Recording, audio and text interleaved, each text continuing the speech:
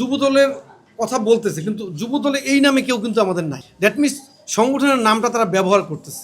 এইভাবে এরকম অনেক অভিযোগ আমরা 5 আগস্টের পর থেকে পেয়েছি, যেখানে দেখেছি কমপক্ষে 80% ঘটনা হচ্ছে এরকমের যে সংগঠনের নাম ভাঙাচ্ছে, বাট আমাদের সংগঠনে তারা কেউ না। ভাবে এটা প্রতিকার করতে পারেনি কিংবা আপনাদেরকে জানায়নি, সে জায়গায় আপনাদের তো ইউনিট রয়েছে, এখানে আপনাদের ব্যর্থতা দেখেন কিনা?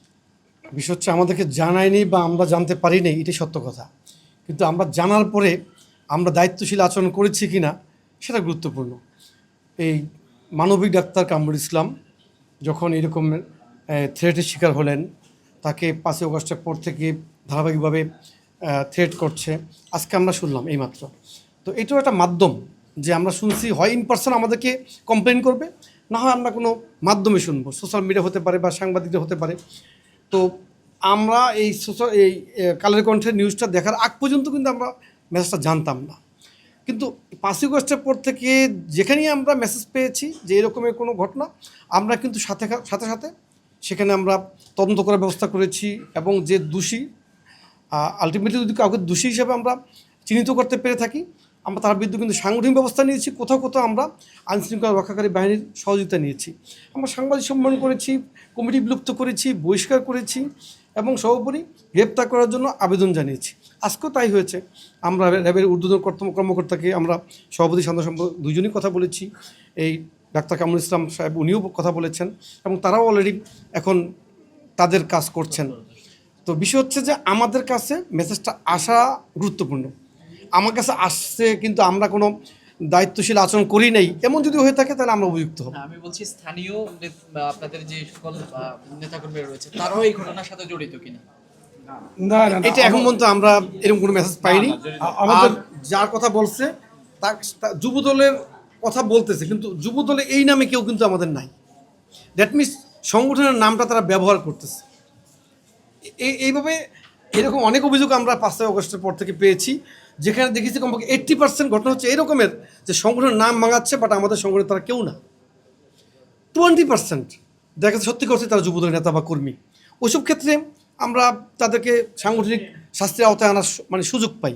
কিন্তু যে সংগঠনে কেউই না, তাকে কিন্তু আমরা কিছু করার সুযোগ পাই না। তাদের আমরা আইনশৃঙ্খলা রক্ষাকারী বাহিনীর কাছে সোপর্দ করা ছাড়া অন্য কোনো উপায় আমরা সাহায্য করতে পারি না।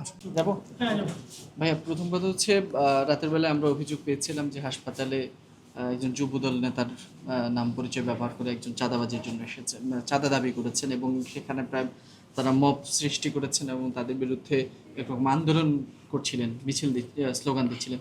তো সে জায়গায় আপনারা এখন ঘটনাটা শুনতে পেয়ে ছুটে এসেছেন এবং ডাক্তারের সাথে কথা বলেছেন। আপনাদের দিক থেকে কি ধরনের পদক্ষেপ নেবেন বা নিয়েছেন, কিংবা তাকে ডাক্তারকে কি কথা বলছে একটু জানতে চাই।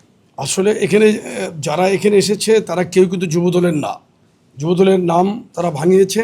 সমাজে এক শ্রেণীর দুষ্ট লোক আছে, তারা সুযোগ সন্ধানে তারা বিভিন্ন সময় বিভিন্ন ধরনের খোলস পাল্টায়। এখন দেখেন, আমরা এত রাতে এই খবরটা পাওয়া মাত্রই কিন্তু আমি এবং আমার যুবদলের সাধারণ সম্পাদক আমরা দুজনেই কিন্তু চলে এসেছি, সাথে সাংগঠনিক সম্পাদক কেন্দ্রীয় 3 শীর্ষ নেতাই কিন্তু এখানে উপস্থিত।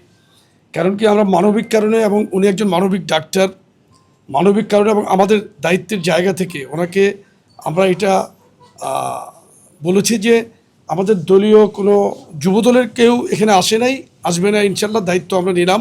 যুবদলের পক্ষ থেকে এখানে কোনো ধরনের কোনো সমস্যা তৈরি করবো না কেউ, ইনশাল্লাহ। আরেকটা কথা হলো যে এই ক্ষেত্রে আমরা আইন প্রয়োগকারী সংস্থার ঊর্ধ্বতন কর্তৃপক্ষের সাথে কথা বলেছি, তারাও ইতিমধ্যে মাঠে নেমেছে। আমরা আশা করি দ্রুততম সময়ের মধ্যে দোষী ব্যক্তি গ্রেফতার হবে, আইনের আওতায় আসবে ইনশাল্লাহ। আমরা যে কোনো অন্যায়ের বিরুদ্ধে যুবদল সোচ্চার, এবং সরকার প্রধান মাননীয় প্রধানমন্ত্রী জনাব তারেক রহমান উনিও কিন্তু যে কোনো সন্ত্রাস বলেন, চাঁদাবাজি বলেন, অন্যায়ের বিরুদ্ধে উনি কিন্তু জিরো টলারেন্সের মধ্যেই উনি আছেন। সুতরাং আমরা একই পন্থা অবলম্বন করছি, যে কারণে আপনি দেখেন রাত্র 1টার উপর বাজে আমরা এই সমস্যার কথা শুনে সাথে সাথে এখানে চলে এসেছি।